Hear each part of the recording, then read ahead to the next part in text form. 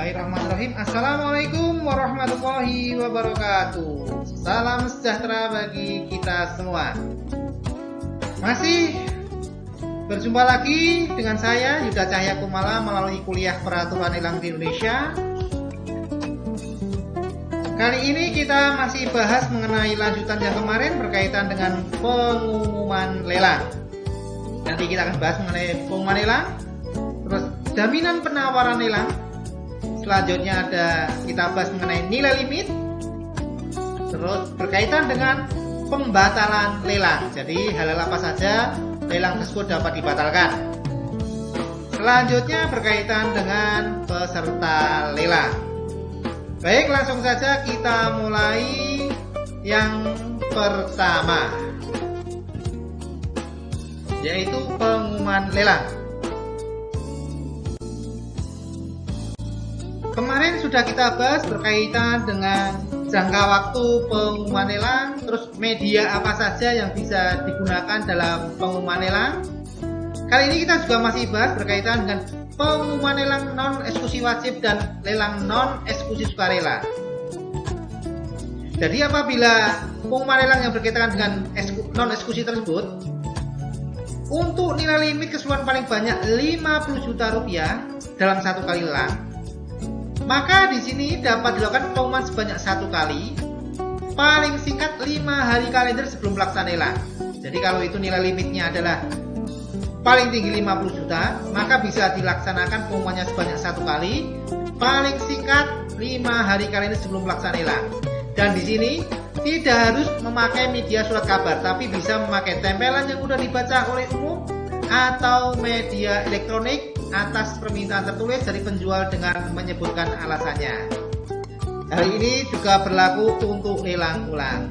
Jadi untuk nilai limitnya yang di bawah 50 juta bisa memakai ketentuan ini, yaitu pengumuman sebanyak satu kali, paling singkat adalah 5 hari kalender, bisa menggunakan tempelan apa saja, brosur apa saja, spanduk ya, ataupun bisa pakai media elektronik atas permintaan tertulis dari penjual, misalnya Facebook, Twitter, Instagram, YouTube bahkan.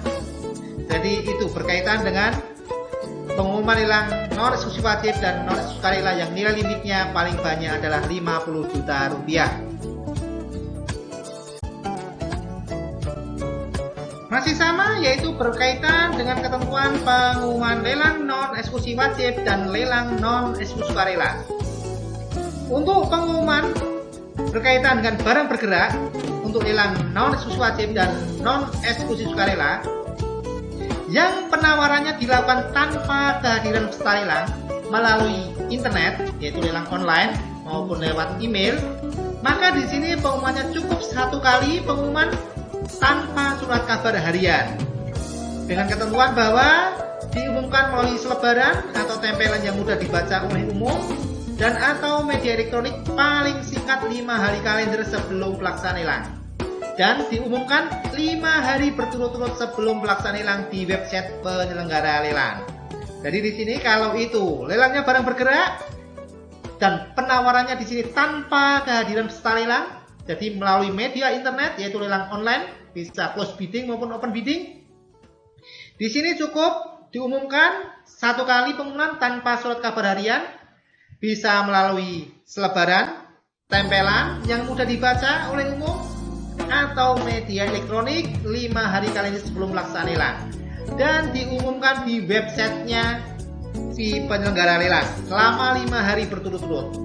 Jadi di sini kalau penyelenggara lelangnya adalah balai lelang, maka di situ harus diumumkan dalam website balai lelang tersebut selama 5 hari berturut-turut sebelum pelaksanaan lelang barang bergerak tersebut.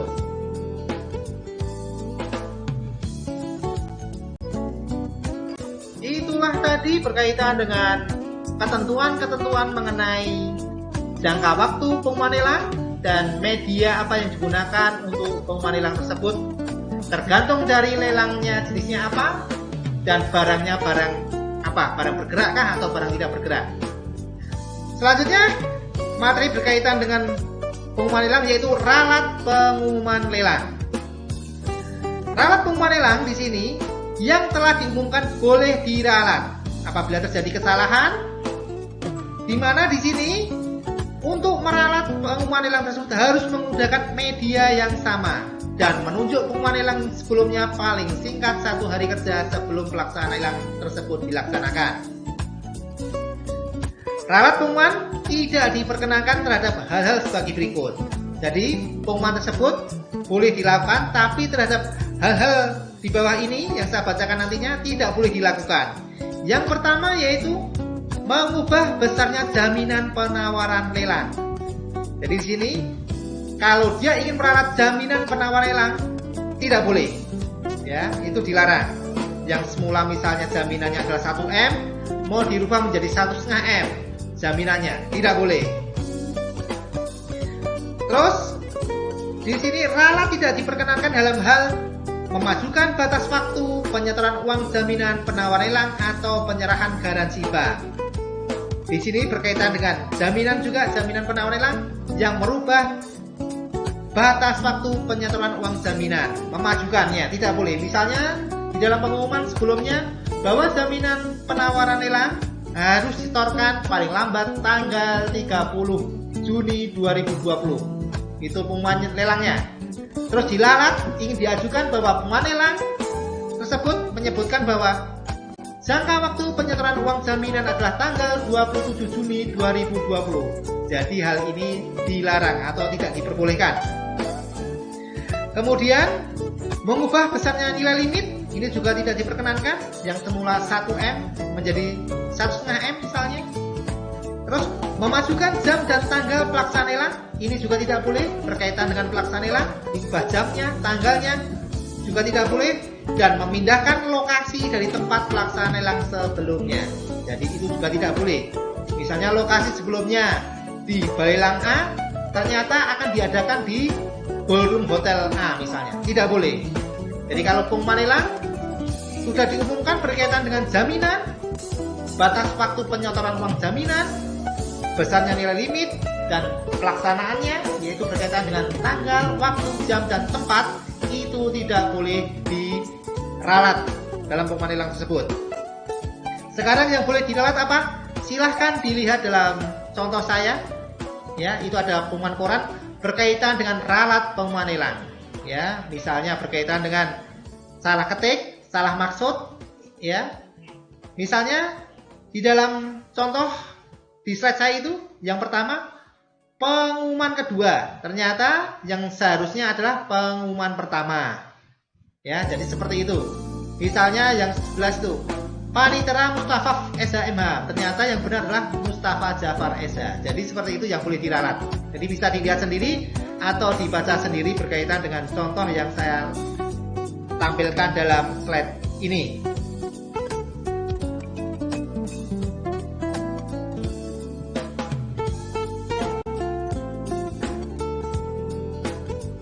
Pelaksanaan lelang, si calon peserta lelang di sini wajib menyetorkan atau menyerahkan jaminan penawaran lelang dan juga menunjukkan NPWP. NPWP adalah nomor pokok wajib pajak, kecuali untuk lelang-lelang kayu dan hasil hutan lainnya dari tangan pertama atau lelang non sukarela atas barang bergerak. Di situ tidak harus menyetorkan atau menyerahkan jaminan penawaran lelangnya.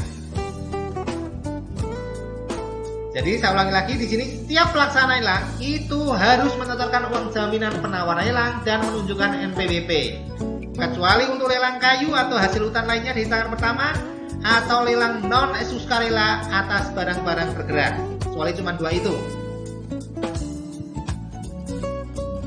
Dalam hal ini, lelang yang harus menyetorkan atau menyerahkan uang jaminan penawaran lelang atau NPWP berkaitan dalam hal yang pertama adalah barang-barang yang dilelang berupa tanah dan atau bangunan. Yang kedua adalah barang yang dilelang selain tanah dan bangunan dengan nilai limit paling sedikit adalah 100 juta rupiah. Yang ketiga yaitu lelang yang dilaksanakan dengan penawaran melalui internet, yaitu lelang post bidding ataupun open bidding. Yang terakhir yaitu lelang yang dilaksanakan dengan penawaran melalui surat elektronik atau email. Jadi di sini setiap pelaksanaan lelang harus menyetorkan uang jaminan penawaran lelang dan menunjukkan NPWP dari peserta lelang tersebut. Bentuk jaminan penawaran lelang di sini ada dua. Yang pertama adalah uang bentuknya. Yang kedua adalah garansi bank. Jadi bentuknya harus berupa uang jaminannya. Yang kedua adalah garansi bank. Jadi tidak bisa bentuknya kok sepeda motor jaminan saya adalah sepeda motor saya, atau tanah saya, atau hasil panen saya sebagai jaminan penawaran lelangnya, tidak bisa. Jadi untuk jaminan penawaran lelang sini ada dua, yaitu hanya uang dan garansi bank. Dalam hal jaminan penawaran lelang adalah garansi bank, itu digunakan untuk lelang dengan nilai jaminan paling sedikit adalah 50 miliar rupiah. Jadi kalau itu uang jaminan penawaran lelangnya minimal ada 50 miliar rupiah, bisa menggunakan garansi bank.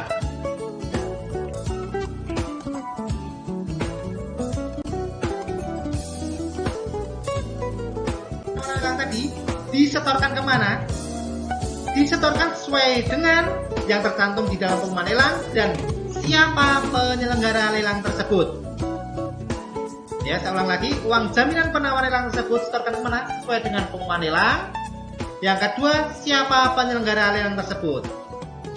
Yang pertama, misalnya lelang yang diselenggarakan oleh KPKNL, maka uang jaminan penawaran lelang tersebut disetorkan melalui rekening KPKNL atau langsung ke bendahara penerimaan KPKNL atau ke pejabat lelang kelas 1.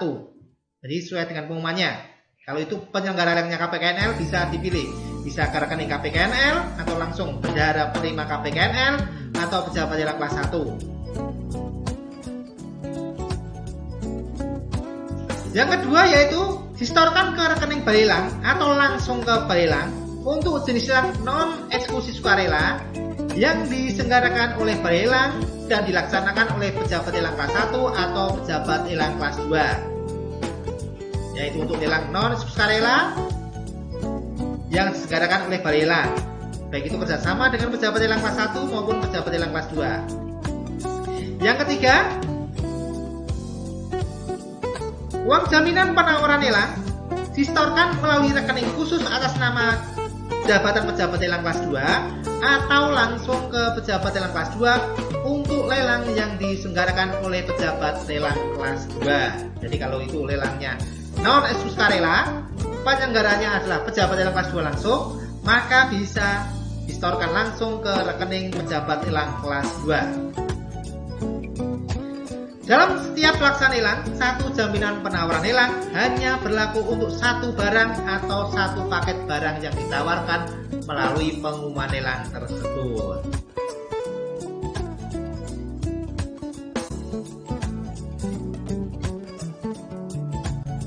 Penawaran lelang yang berupa garansi bank, yaitu yang nilai penawaran lelangnya adalah minimal 50 miliar rupiah, diserahkan dari peserta lelang kepada bendahara penerimaan KPKNL ataupun balai lelang ataupun pejabat lelang kelas 2. Dilihat dari siapa penyelenggara lelang tersebut. Jangka waktunya adalah paling lambat 5 hari kerja sebelum tanggal pelaksanaan lelang. Garansi bank di sini diterima sebagai jaminan penawaran lelang dalam hal yang pertama, bahwa garansi bank tersebut dikeluarkan atau diterbitkan oleh bank yang berstatus sebagai badan usaha milik negara, BUMN atau bank-bank milik pemerintah. Yang kedua, batasan waktu klaim garansi bank masih berlaku sampai dengan 30 hari kalender sejak tanggal pelaksanaan lelang. Jangka waktunya kurang lebih 1 bulan dari sejak pelaksanaan lelang tersebut.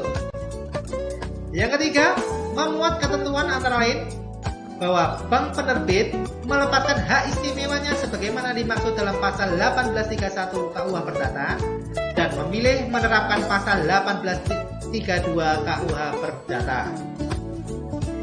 Silakan teman-teman bisa dibuka sendiri berkaitan dengan pasal tersebut. Yang intinya di sini bahwa bank penerbit tersebut melepaskan hak istimewanya terhadap si penerima garansi kalau si penerima garansi tersebut adalah lalai, ya. Misalnya dia lalai dalam melaksanakan kewajibannya terhadap penerbitan garansi bank tersebut, maka di sini bank penerbit tetap harus membayarkan uang sejumlah yang ditanggung di dalam garansi bank tersebut. Dan di sini si bank penerbit juga tidak bisa menuntut kepada si penerima garansi untuk menjual harta bendanya berkaitan dengan kewajibannya terhadap penerbitan garansi bank tersebut. Dia tidak bisa menuntut, ya. Makanya di sini bahwa bank penerbit melepaskan hak istimewanya sebagaimana dimaksud dalam pasal 1831 BW dan menerapkan pasal 1832 KUH Perdata. Yang kedua, bahwa bank penerbit akan membayar kepada penerima garansi bank sebesar jumlah yang dipersyaratkan dalam pengumuman lelang dalam hal pembeli wan prestasi. Jadi di sini si bank penerbit tetap membayarkan uang sejumlah yang dipersyaratkan dalam pengumuman lelang sesuai dengan garansi bank tersebut, walaupun pembeli tersebut adalah wan prestasi. Yang ketiga, bahwa bank penerbit akan membayar kepada penerima garansi bank sebesar jumlah yang dipersyaratkan dalam pengumuman lelang paling lambat 5 hari kerja sejak klaim diterima.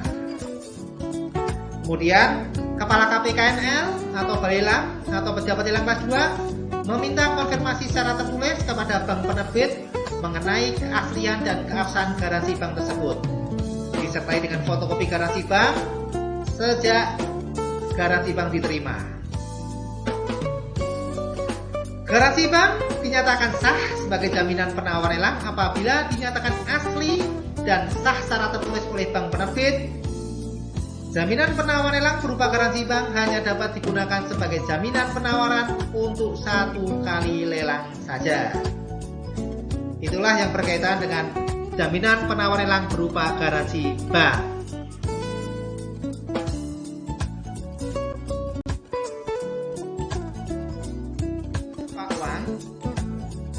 Apabila nilai jaminan penawaran lelang tersebut yang nilainya paling banyak adalah 20 juta, maka di sini si calon peserta lelang bisa menyetorkan uang tersebut secara langsung kepada si penyelenggara lelang.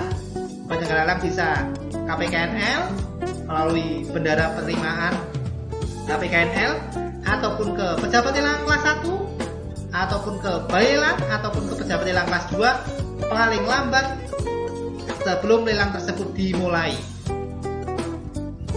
Itu untuk nilai jaminan penawar lelang di bawah 20 juta rupiah atau maksimal 20 juta rupiah.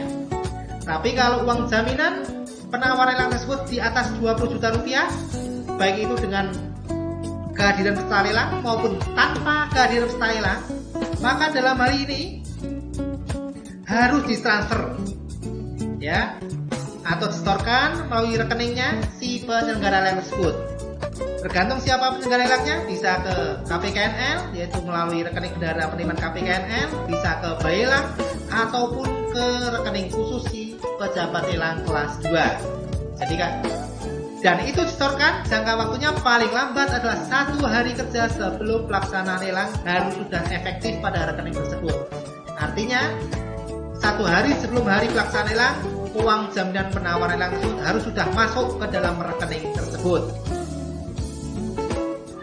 Dalam hal ini ada pengecualian berkaitan dengan uang jaminan penawar lelang yang di atas 20 juta tersebut yang harus ditransfer ke rekening penyelenggara lelang dalam hal berkaitan dengan lelang eksekusi benda sitaan pasal 45 KUHP berupa barang-barang yang mudah busuk, rusak atau kadaluarsa, antara lain ikan hasil tindak pidana perikanan, dan lelang non eksekusi wajib berupa barang yang mudah busuk atau kadaluarsa.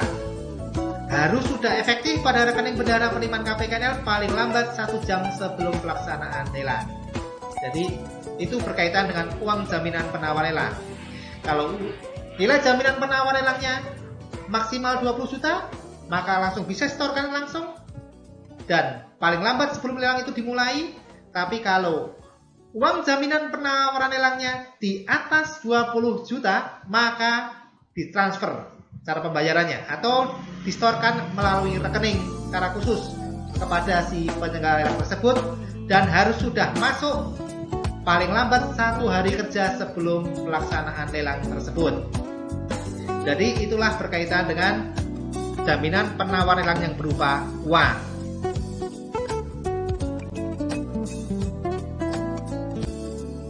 Berapa sih besarnya uang jaminan penawar lelang? Dalam hal ini, dalam ketentuannya Peraturan Lelang PMK nomor 27 tahun 2016, bahwa besarnya uang jaminan penawar lelang paling sedikit adalah 20% dan paling banyak adalah 50% dari nilai limit. Ya, saya ulang lagi bahwa besarnya uang jaminan penawar lelang adalah paling sedikit 20% dan paling banyak adalah 50% dari nilai limit. Nilai limit apa? Harga minimal barang yang akan hilang dan ditetapkan oleh penjual. Ya, jadi paling sedikit 20%, paling banyak 50% dari harga minimal barang yang akan hilang dan ditetapkan oleh penjual. Itulah besarnya uang jaminan penawaran lelang. Setelah calon peserta lelang menyetorkan uang jaminan penawar lelangnya dan menunjukkan NPWP-nya, maka di sini dia statusnya sudah sebagai peserta lelang. Dalam hal ini dia sah untuk mengikuti jalannya pelaksanaan lelang tersebut. Pada saat proses pelaksanaan lelang tersebut, tentu saja di sini si peserta lelang akan melakukan penawaran-penawaran apabila dia tertarik terhadap barang tersebut. Apabila dia dalam melakukan penawaran tersebut kalah, artinya tidak bisa menyaingi dengan peserta lelang lain untuk menciptakan harga tertinggi dalam proses penawaran lelang tersebut, maka di sini uang jaminan penawaran lelang dari peserta lelang tadi dikembalikan 100% seluruhnya tanpa potongan apapun, paling lambat 1 hari kerja sejak permintaan pengembalian dari peserta lelang tersebut. Jadi intinya kalau dia kalah, maka uang jaminan akan dikembalikan. Misalnya itu lelangnya rumah, tanah dan bangunan dengan uang jaminan penawar lelang sebesar 100 juta rupiah, maka uang jaminan 100 juta rupiah tersebut akan dikembalikan kepada peserta lelang yang kalah atau yang melakukan penawaran tapi tidak menang dalam pelaksanaan lelang tersebut. Tetapi apabila si peserta lelang tadi yang melakukan penawaran barang yang dilelang tersebut menang, maka uang jaminan penawaran lelang tersebut akan diperhitungkan sebagai pelunasan harga lelang yang terbentuk tadi, harga yang tertinggi. Misalnya tadi uang jaminannya adalah 100 juta dan harga yang terbentuk dalam proses pelaksanaan lelang atau harga yang tertinggi pada saat penawaran lelang tersebut adalah misalnya 500 juta, maka si peserta lelang yang menang tadi tinggal menambah kekurangannya saja, karena uang jaminan penawar lelang yang 100 juta tadi diperhitungkan sebagai pelunasan terhadap harga barang yang terbentuk tadi. Jadi uang jaminan 100 juta tinggal ditambah 400 juta lagi, misalnya ada yang terbentuk adalah 500 juta berkaitan dengan lelang tanah dan bangunan tadi. Jadi uang jaminan tersebut kalau dia kalah akan dikembalikan 100%, tapi kalau dia menang maka akan diperhitungkan sebagai pelunasan dari harga yang terbentuk tadi. Bagaimana kalau dia one prestasi si peserta lelang? Mari kita lihat dalam slide berikutnya. Apabila si peserta lelang one prestasi, uang jaminan lari kemana?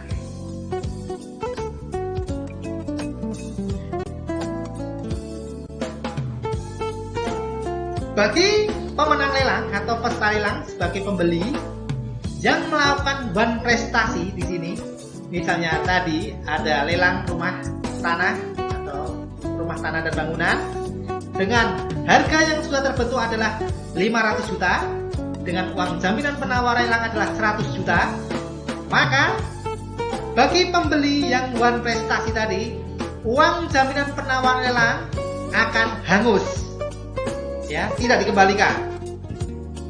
Dalam hal ini, hangusnya uang tersebut kemana? Dilihat dulu jenis lelangnya apa.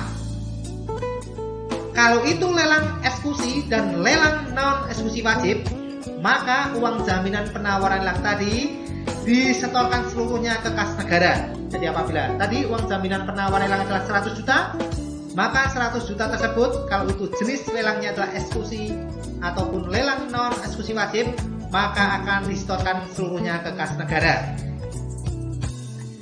Tapi kalau itu lelangnya non eksekusi sukarela, di mana di sini penyelenggaranya bisa KPKNL, bisa balai lelang, bisa pejabat lelang kelas 2, ya.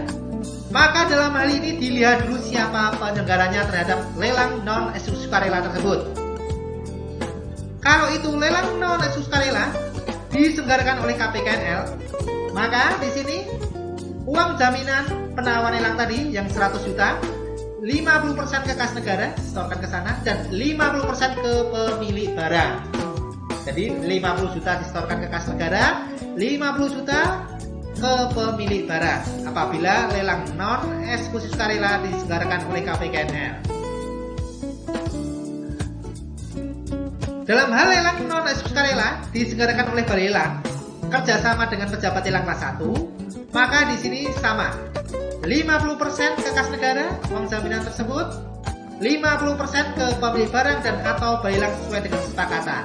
Jadi apabila itu lelangnya non eksekusi sukarela yang diselenggarakan oleh balai lelang, tentu saja balai lelang akan membuat kesepakatan kerjasama dengan penjual atau pemilik barang yang dulu saya jelaskan.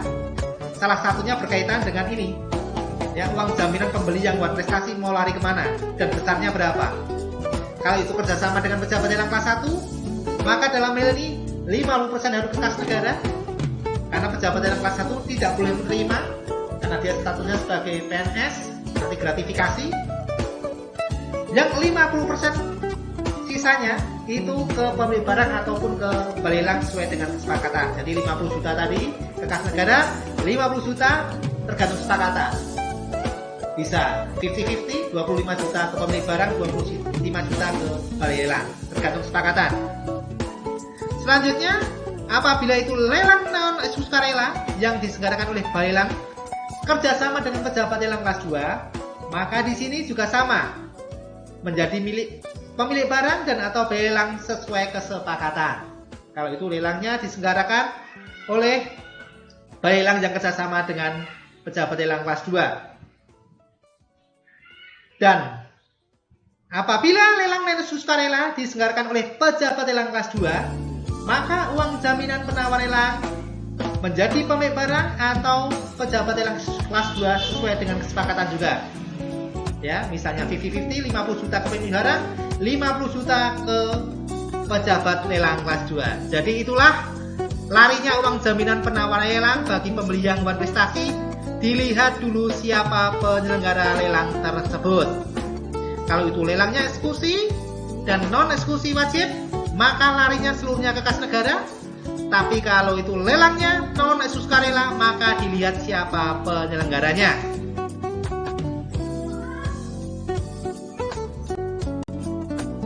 Ini tadi sudah saya singgung berkaitan dengan nilai limit pada saat saya menjelaskan berkaitan dengan besarnya jaminan penawaran lelang, yaitu minimal 20%, maksimal 50% dari nilai limit. Pengertian nilai limit sendiri adalah harga minimal barang yang akan dilelang dan ditetapkan oleh pihak penjual. Sekali lagi di sini yang menetapkan nilai limit adalah pihak penjual atau pemilik barang. Jadi apabila ada gugatan berkaitan dengan rendahnya penentuan nilai limit kepada pihak KPKNL, balai lelang atau pejabat lelang, baik itu pejabat lelang kelas 1 maupun kelas 2, maka itu salah alamat. Ya, karena yang menentukan nilai limit adalah pihak penjual atau pemilik barang. Setiap pelaksana lelang disyaratkan adanya nilai limit, kecuali untuk lelang non eksekusi sukarela atas barang bergerak milik perorangan atau badan hukum atau badan swasta. Di sini nilai limit sifatnya tidak rahasia, harus dicantumkan dalam pengumuman lelang berkaitan dengan itu lelang eksekusi, non eksekusi wajib, dan lelang non eksekusi sukarela barang tidak bergerak, yaitu tanah dan bangunan. Nilai limit dapat tidak dicantumkan dalam pengumuman lelang dalam hal tadi lelang non ex sukarela barang bergerak, maupun lelang kayu dan hasil hutan lainnya yang diperoleh dari tangan pertama.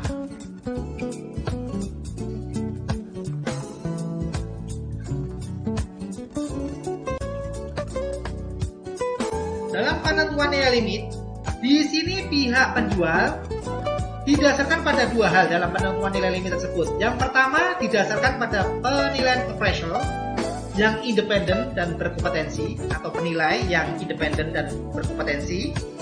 Yang kedua berdasarkan penaksiran intern dari pihak penjual sendiri dengan metode yang dapat dipertanggungjawabkan, termasuk kurator untuk benda antik dan benda seni. Jadi dasarnya penjual menetapkan nilai limit ada dua, dari appraisal atau penilai yang independen dan berkompetensi, tentu ada sertifikatnya sebagai appraisal. Yang kedua penaksiran oleh penaksir dari intern pihak penjual. Biasanya perbankan juga bisa punya penaksir sendiri. Dalam penentuan nilai limit di sini, si KPKNL maupun pejabat lelang kelas 2 tidak bertanggung jawab. Yang bertanggung jawab sekali lagi adalah pihak penjual. Penjual di sini harus menerapkan nilai limit berdasarkan appraisal yang independen dan kompetensi dalam hal yang pertama, yaitu lelang non ex sukarela atas barang berupa tanah dan bangunan dengan nilai limit paling sedikit adalah 1 miliar rupiah. Maka itu harus pakai appraisal yang independen dan berkompetensi. Yang kedua, dalam hal lelang eksekusi pasal 6 Undang-Undang Tanggungan, lelang eksekusi fidusia, dan lelang eksekusi harta pailit dengan nilai limit paling sedikit 1 miliar rupiah juga harus pakai appraisal yang independen dan berkompetensi. Yang ketiga, penjual harus menggunakan appraisal yang berkompetensi dan independen. Dalam hal di sini, bank ingin ikut menjadi peserta lelang dalam lelang eksekusi tanggungan maupun lelang eksekusi fidusia. Maka di sini kalau dia ingin menjadi ikut sebagai peserta lelang, maka nilai limitnya harus berdasarkan oleh appraisal yang independen, tidak bisa dari dirinya sendiri. Ya, jadi harus pihak orang lain. Kalau bank tersebut ingin ikut sebagai peserta lelang, banknya tersebut sebagai kreditornya tentunya, ya, ingin ikut sebagai peserta lelang, maka nilai limit harus yang menentukan pihak appraisal yang independen. Ya, sekali lagi, nilai limit harus berdasarkan appraisal, ya, dalam hal yang pertama kalau itu lelang non ex sukarela atas berupa tanah dan bangunan yang di atas 1 M harus pakai appraisal yang tersumpah, yang resmi, yang independen, yang berkompetensi. Yang kedua, lelang eksekusi hak tanggungan, lelang eksekusi fidusia maupun lelang harta pailit, maka kalau itu nilainya paling sedikit, nilai limitnya 1 miliar rupiah, maka harus pakai appraisal yang resmi, yang independen, yang berkompetensi. Termasuk di sini yang terakhir, apabila bank kreditor ingin sebagai peserta lelang, ingin ikut lelang eksekusi tanggungan terhadap barang yang diikatnya, yaitu hak tanggungan yang diikatnya sendiri, maka di sini yang menentukan nilai limit adalah appraisal yang independen dan berkompetensi. Dan sekali lagi di sini saya tekankan bahwa nilai limit di sini bukan tanggung jawab pihak KPKNL maupun pejabat lelang kelas 2.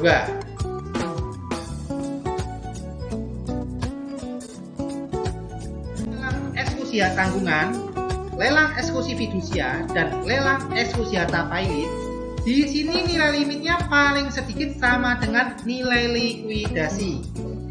Tentu saja di sini teman-teman dalam ilmu appraisal ada yang namanya nilai pasar, ada yang namanya nilai likuidasi, ada yang namanya nilai NJOP, ada yang namanya nilai pembebanan.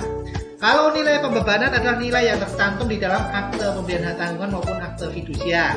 Kalau teman-teman sudah praktek biasanya tahu dipasang HT berapa sih kan gitu. Biasanya tercantum di dalam akte hak tanggungan tersebut maupun di dalam akte fidusia. Sedangkan di sini untuk nilai limit lelang eksekusi hak tanggungan, eksekusi fidusia, dan harta pailit, maka paling sedikit sama dengan nilai likuidasi. Di mana pengertian dari nilai likuidasi adalah nilai properti yang dijual melalui lelang setelah memperhitungkan resiko penjualannya. Jadi di mana si appraisal atau penaksir tersebut sudah memperhitungkan risiko penjualan berkaitan dengan lelang tersebut. Jangka waktu nilai limit untuk ketiga lelang eksekusi tersebut yang dinilai oleh penilai ataupun penaksir paling lama adalah 12 bulan sejak tanggal penilaian atau penaksiran sampai dengan pelaksanaan lelang. Kecuali terdapat perubahan kondisi yang sangat signifikan. Misalnya barang jaminan terbakar, maupun kena longsor, maupun kena gunung Merapi meletus, tentu saja akan mempengaruhi dari nilai limit suatu barang tersebut.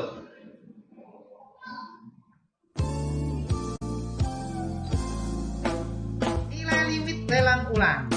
Rekan-rekan sekalian pernah saya jelaskan berkaitan dengan lelang ulang.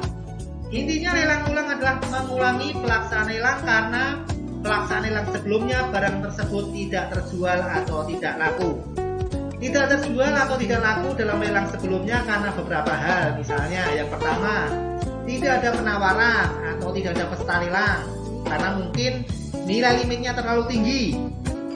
Yang kedua, lelangnya ditahan oleh pihak pejabat lelang karena penawaran yang masuk tidak sampai batas nilai limit, karena mungkin nilai limitnya juga terlalu tinggi. Yang terakhir, bahwa lelangnya tersebut laku tapi pembelinya wan prestasi.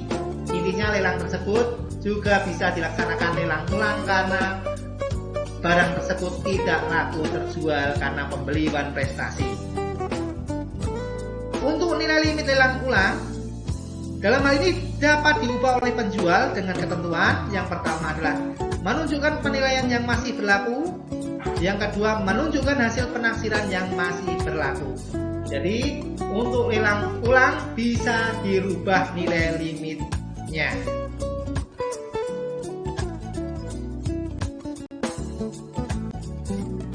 Nilai limit tersebut dibuat secara tertulis, diserahkan kepada pejabat lelang.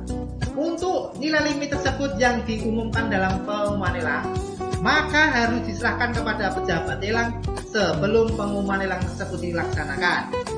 Tetapi kalau nilai limit tersebut tidak diumumkan dalam pengumuman lelang, misalnya lelang non eksekusi sukarela barang bergerak yang tidak diumumkan di dalam pengumuman lelang, maka nilai limit tersebut diserahkan kepada pejabat lelang paling lambat sebelum lelang tersebut dimulai, di mana si penjual akan buat surat pernyataan secara tertulis bahwa dia akan melepas harga limit barang tersebut sekian di atas materi.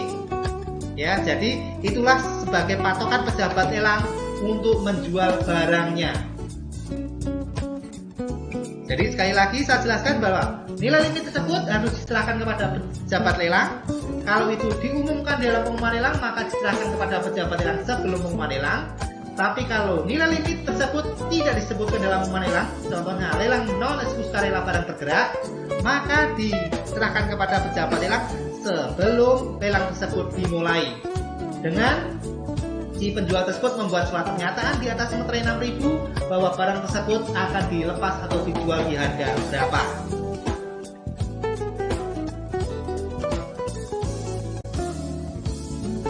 Selanjutnya yaitu pembatalan lelang. Pembatalan lelang di sini bisa dilakukan sebelum ataupun pada saat pelaksanaan lelang itu dilaksanakan. Pembatalan lelang sebelum lelang bisa dibatalkan oleh pihak penjual, diajukan secara tertulis dengan menyebutkan alasannya. Yang kedua, berdasarkan penetapan atau putusan pengadilan yang tentunya sudah inkrah. Yang ketiga, dibatalkan sendiri oleh pejabat lelang. Dalam hal pembatalan lelang yang diajukan oleh pihak penjual, yang diajukan secara tertulis dengan menyebutkan alasannya, di sini diberitahu sebelum pelaksanaan lelang. Kemudian diumumkan oleh pejabat lelang kepada peserta lelang, dan penjual membayar biaya lelang batal yang besarnya adalah sebesar Rp250.000. Dalam hal terjadi pembatalan lelang sebelum lelang, di sini peserta lelang yang telah menyetorkan uang jaminan ataupun yang menyerahkan garansi bank tidak berhak untuk menuntut ganti rugi.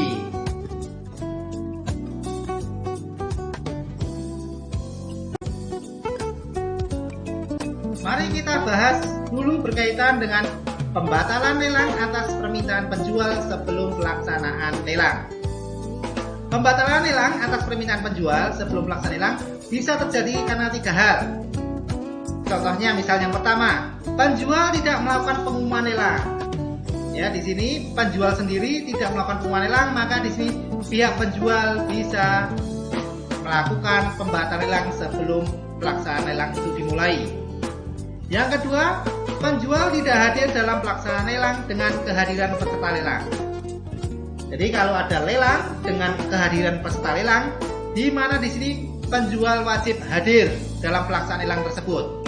Apabila tidak hadir, maka bisa dibatalkan sebelum pelaksanaan lelang itu dimulai. Yang ketiga, penjual adalah pihak bank dalam lelang eksekusi hak tanggungan bahwa debitur telah melunasi utang dalam bank tersebut. Kita tahu bahwa hapusnya hak tanggungan itu adalah hapusnya kredit dari pihak debitur tersebut karena telah dibayarnya secara lunas utang tersebut oleh pihak debitur. Maka dengan hapusnya perjanjian pokok, hapus juga perjanjian aksesornya, yaitu perjanjian hak tanggungannya. Di mana apabila hak tanggungan tersebut sudah didaftarkan di dalam lelang untuk melunasi utang-utang debitur yang macet tadi, 1 menit pun sebelum pelaksanaan lelang itu dimulai, pihak bank bisa memberitahu kepada penyelenggara lelang dan pejabat lelang kelas 1 untuk membatalkan lelang tersebut karena sudah dilunasi utang milik debitur tersebut dengan jaminan hak tanggungan yang masuk ke dalam permohonan eksekusi hak tanggungan tersebut. Jadi di sini apabila si debitur telah membayar lunas dan barang jaminan sudah didaftarkan ke KPKNL untuk dilaksanakan lelang, maka segera mungkin pihak bank untuk memberitahu kepada penyelenggara lelang ataupun pejabat lelang kelas 1 untuk membatalkan lelang sebelum pelaksanaan lelang itu dimulai.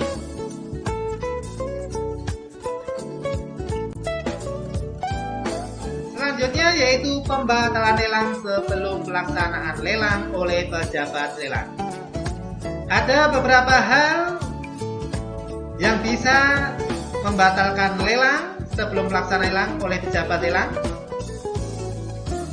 Yang pertama adalah berkaitan dengan lelang tanah dan atau bangunan, di mana dalam lelang tanah dan atau bangunan tersebut belum ada SKT atau SKPT-nya. Jadi rekan-rekan sekalian sudah pernah saya jelaskan berkaitan dengan SKT, surat keterangan tanah atau surat keterangan pendaftaran tanah pada slide saya sebelumnya. Silakan dibuka dulu bentuknya seperti apa, isinya seperti apa, silakan dibuka slide saya berkaitan dengan SKT ataupun SKPT, di mana itu wajib bagi lelang tanah dan atau bangunan. Yang kedua yaitu barang yang akan dilelang dalam status sita pidana atau blokir pidana dari instansi penyidik atau penuntut umum dalam lelang eksekusi. Yang ketiga yaitu barang yang akan dilelang dalam status sita jaminan atau sita eksekusi atau sita pidana khusus lelang non eksekusi. Yang keempat, terdapat gugatan atas rencana pelaksanaan lelang eksekusi hak tanggungan dari pihak lain. Saya ulangi lagi, dari pihak lain selain debitor atau tereksekusi atau suami istri debitor atau tereksekusi yang terkait dengan kepemilikan objek lelang.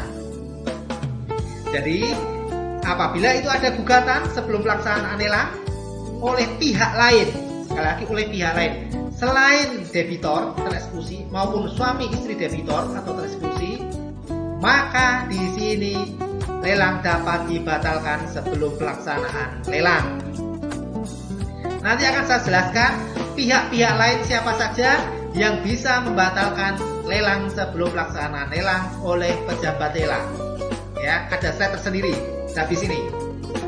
Selanjutnya, hal-hal yang dapat membatalkan lelang sebelum pelaksanaan lelang oleh pejabat lelang, yaitu lelang tersebut tidak memenuhi legalitas formal subjek dan objek lelang. Yang keenam, yaitu penjual tidak dapat memperlihatkan atau menyerahkan asli dokumen kepemilikan barang kepada pejabat lelang, kecuali lelang eksekusi yang menurut peraturan perundang-undangan tetap dapat dilaksanakan meskipun asli dokumen tidak dikuasai penjual.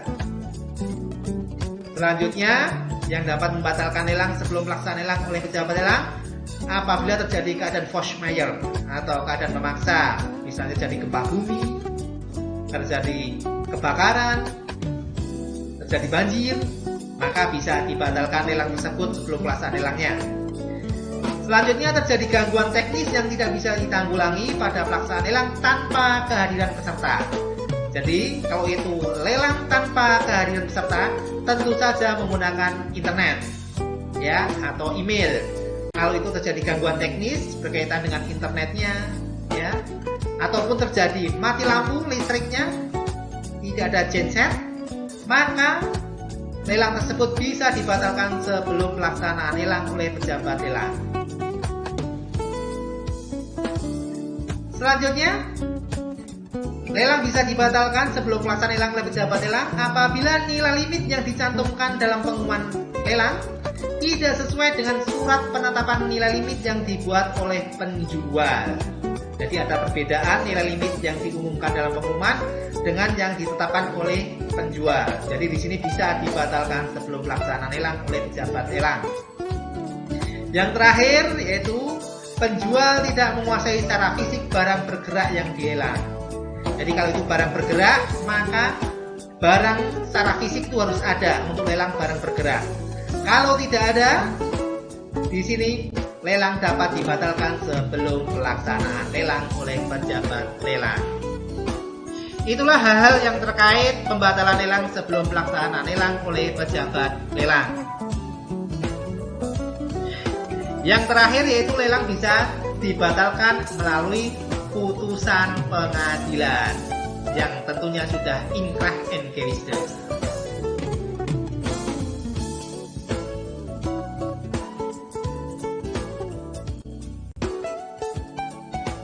Materi selanjutnya yaitu berkaitan dengan gugatan terhadap lelang tersebut sebelum pelaksanaan lelang. Hal ini sering terjadi di dalam praktek bahwa si debitur biasanya tidak terima kalau barang miliknya dilelang. Ya. Sering terjadi di dalam praktek lelang tersebut. Maka sejak tahun 2017 keluarlah peraturan Dirjen Kekayaan Negara nomor 2 tahun 2017 di mana di sini diatur ya berkaitan dengan pihak-pihak yang bisa diabaikan terhadap gugatan tersebut dan bisa diperhatikan terhadap gugatan terhadap pelaksanaan lelang tersebut. Kita lihat di dalam pasal 13 peraturan Dirjen Kekayaan Negara nomor 2 /KN/2017 bahwa dalam hal terdapat gugatan sebelum pelaksanaan lelang terhadap objek hak tanggungan dari pihak lain, sekali lagi dari pihak lain selain debitor atau tereksekusi, selain dari suami istri debitor atau tereksekusi yang terkait kepemilikan lelang, maka dalam hal ini tidak dapat dilaksanakan. Jadi apabila ada gugatan terhadap lelang tersebut sebelum pelaksanaan lelang dari pihak lain, sekali lagi bukan dari pihak debitor maupun dari pihak tereksekusi maupun dari pihak suami atau istri debitor atau tereksekusi, maka di sini lelang tersebut tidak dapat dilaksanakan. Dan di sini si pejabat lelang wajib membatalkan pelaksanaan lelang tersebut. Pihak lain di sini siapa saja? Pihak lain yang pertama adalah ahli waris yang sah, yang dalil gugatannya adalah proses pemasangan hak tanggungan dilakukan setelah pewaris selaku pemilik jaminan meninggal dunia disertai bukti-bukti yang sah. Jadi pihak lain yang pertama adalah ahli waris yang sah, ya. Yang dalil gugatannya adalah proses pemasangan hak tanggungan dilakukan setelah pewaris selaku pemilik jaminan meninggal dunia. Yang kedua, pihak lain yang kedua adalah pihak lain yang memiliki dokumen kepemilikan yang sah selain dokumen kepemilikan yang diikat hak tanggungan. Jadi apabila terjadi sertifikat ganda dan dia punya sertifikat dan bisa membuktikannya terhadap kepemilikannya, maka di sini pihak lain tersebut bisa menghentikan atau membatalkan pelaksanaan lelang tersebut, dan pejabat lelang wajib membatalkan sebelum pelaksanaan lelang itu dilaksanakan. Tidak termasuk pihak lain di sini adalah yang pertama adalah pihak yang melakukan sewa menyewa. Jadi apabila ada pihak penyewa kok ingin menggugat berkaitan dengan lelang eksekusi tanggungan terhadap barang yang disewanya tersebut, ini patut diabaikan saja, ya. Jadi tetap bisa dilaksanakan walaupun ada gugatan dari pihak si penyewa, baik itu dilakukan sebelum atau sesudah pembebanan hak tanggungan. Yang kedua, pihak yang tidak termasuk pihak lain yaitu pihak yang melakukan perjanjian atau perikatan jual beli notarial yang dilakukan sesudah pembebanan hak tanggungan. Jadi kita sering melihat akte PPDB di mana sertifikatnya masih dalam status jaminan di bank, dan ini tidak boleh dilakukan. Ya, membuat PPDB terhadap jaminan yang menjadi jaminan di bank itu tidak boleh dilakukan. Karena apa? Pihak pembeli tentu saja tidak akan terlindungi secara hukum, ya, karena itu perbuatan melawan hukum. Dan apabila barang tersebut nantinya dilelang oleh pihak bank karena macet, maka pihak pembeli yang membeli secara PPJB tersebut tidak akan terlindungi. Maka di sini apabila dia menggugat, pasti lelang tersebut tetap dilanjutkan, ya. Terus pihak selanjutnya adalah pihak suami atau istri pada saat pembebanan hak tanggungan. Jadi sebelumnya dia suami atau istri, pada saat itu, pada saat penandatanganan akte perjanjian dan APHT-nya, setelah itu dia cerai, kemudian macet, kemudian dilelang, dan mantan suami atau mantan istri tersebut menggugat terhadap pelaksanaan lelang tersebut. Maka di sini juga patut diabaikan dan lelang tetap harus dilanjutkan. Jadi itulah pihak-pihak lain dan pihak-pihak yang bukan termasuk pihak lain berkaitan dengan adanya gugatan sebelum pelaksanaan lelang. Gugatan tersebut adalah gugatan yang sudah didaftarkan ke pengadilan dan bukti pendaftaran gugatan telah diterima oleh KPKNL atau pejabat lelang sebelum pelaksanaan lelang. Jadi gugatan tersebut harus sudah didaftarkan, tidak hanya sekedar omongan atau lesan, tapi sudah ada bukti penerimaan pendaftaran gugatan dan disampaikan sebelum pelaksanaan lelang. Dan apabila itu dari pihak lain, maka di sini si pejabat lelang wajib membatalkan pelaksanaan lelang tersebut sebelum lelang itu dimulai. Jadi itulah hal-hal yang berkaitan dengan gugatan sebelum pelaksanaan lelang.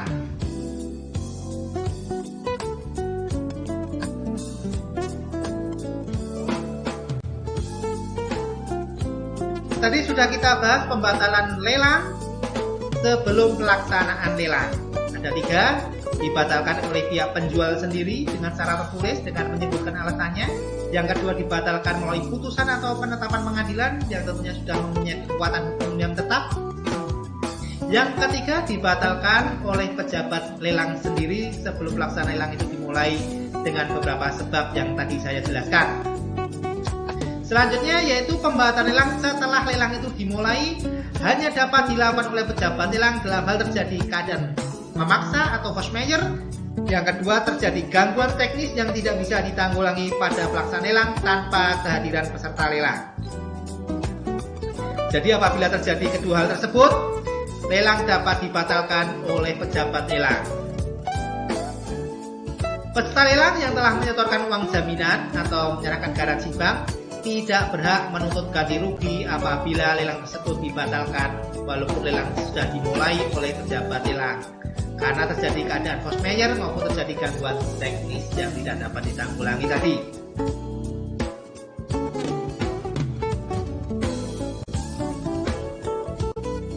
Peserta lelang. Peserta lelang adalah orang atau badan hukum atau badan usaha yang telah memenuhi syarat untuk mengikuti lelang. Tadi salah satu syaratnya untuk mengikuti lelang adalah menyetorkan uang jaminan penawaran lelang dan menunjukkan NPWP. Jadi itulah salah satu syaratnya, di samping syarat-syarat yang lain. Dalam hal ini, ada pihak-pihak yang dilarang sebagai peserta lelang yang terkait langsung dengan proses lelang tersebut. Jadi ada pihak-pihak yang dilarang sebagai peserta lelang yang terkait langsung dengan proses lelang tersebut. Di antaranya yang pertama adalah si pejabat lelang dan keluarga saudara dalam garis lurus ke atas dan ke bawah derajat pertama. Kalau itu derajat pertama, ke atas adalah orang tua, ke bawah adalah anak. Jadi orang tua dan anak si pejabat lelang tidak boleh mengikuti lelang tersebut sebagai peserta lelang. Yang kedua adalah suami atau istri serta saudara sekandung pejabat lelang yang terkait langsung dengan proses lelang. Terus pejabat penjual, pemandu lelang, hakim, jaksa, panitera, jurusita, pengacara atau advokat, notaris, PPAT, penilai atau impresor, pegawai DCKN, pegawai pelelang, dan terakhir pegawai kantor pejabat lelang kelas 2 yang semuanya itu terkait langsung dengan proses lelang dilarang sebagai peserta lelang. Pihak selanjutnya yang dilarang sebagai peserta lelang yaitu berkaitan dengan lelang eksekusi, yaitu pihak tereksekusi, debitor atau tergugat atau terpidana yang terkait langsung dengan proses lelang itu dilarang sebagai peserta lelang. Contoh kasus misalnya ada lelang eksekusi hak tanggungan, di mana di situ diadakan lelang, pihak debitor ingin ikut sebagai peserta lelang. Dalam hal ini dilarang, ya. Daripada dia capek-capek ikut serta sebagai peserta lelang, mending utangnya dibayar, ya. Toh sama-sama keluar duit, kan gitu. Daripada dia capek-capek ikut lelang tersebut, mending utangnya dibayar sebelum pelaksanaan lelang itu dimulai. Tentu saja kalau sudah dibayar, maka si pejabat lelang akan menghentikan proses lelang tersebut. Jadi itulah pihak-pihak yang bisa menjadi peserta lelang dan pihak-pihak yang dilarang sebagai peserta lelang.